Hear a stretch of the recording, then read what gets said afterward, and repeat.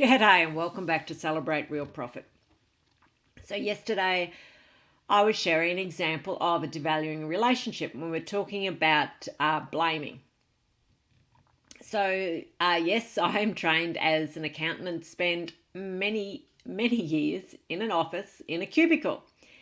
So imagine, or what if in a working environment you had a particular staff member that would always blame.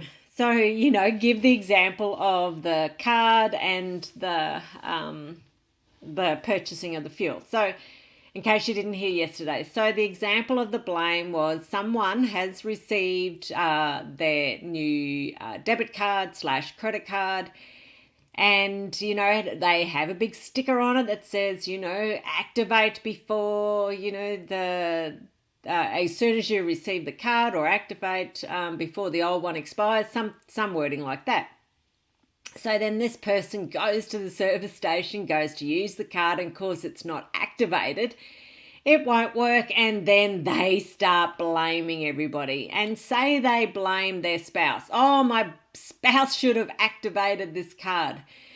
What if the spouse didn't even see the card? What if the card was in their name, had nothing to do with the spouse or the significant other? So imagine this is a conversation that's being shared in an office. How do you feel in working in an environment where someone that is their conversations all day long, every day?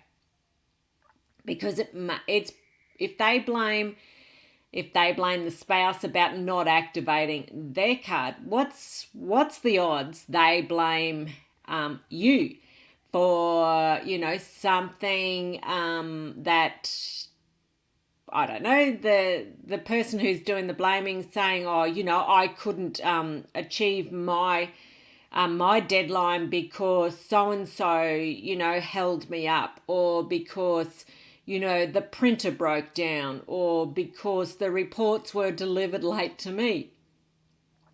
So imagine what it's like working in an environment like that, where you've got one staff member who is always blaming everyone else for everything else. So the chances are you may not hear it, but if they're blaming other people, they're potentially blaming you. So I invite you to be curious. Is this happening in your work environment? How do you feel being in that environment? Do you feel valued? Do you feel the relationships in the office are valued? I've spent some time in a university, and they would not approach the prospective people or staff members about this or provide group training. They would change the human resources policies and require that the human resources policies would somehow or another manage, control, improve the value felt by the fellow staff members. So I invite you to be curious about, does this occur in your workplace? Are you contributing to this in your workplace? Are you enabling this in your workplace?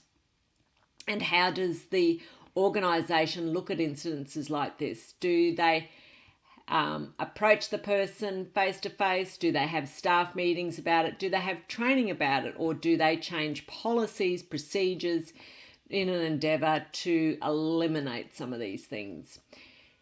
Celebrate Real Profit is about having the profit in the bank and then celebrating our success with the value we see in ourselves, the value we see in others, and the value we see in the relationship. For having money in the bank, achieving the success without having those nourishing, nurturing, value-based relationships is all empty and meaningless. So I invite you to be curious about the value in the relationships in your life, and do you see that has a direct proportion to your financial success and your financial achievements? My name is Kerry O'Shea. G'day, wherever you are in the world. Have a great day and bye for now.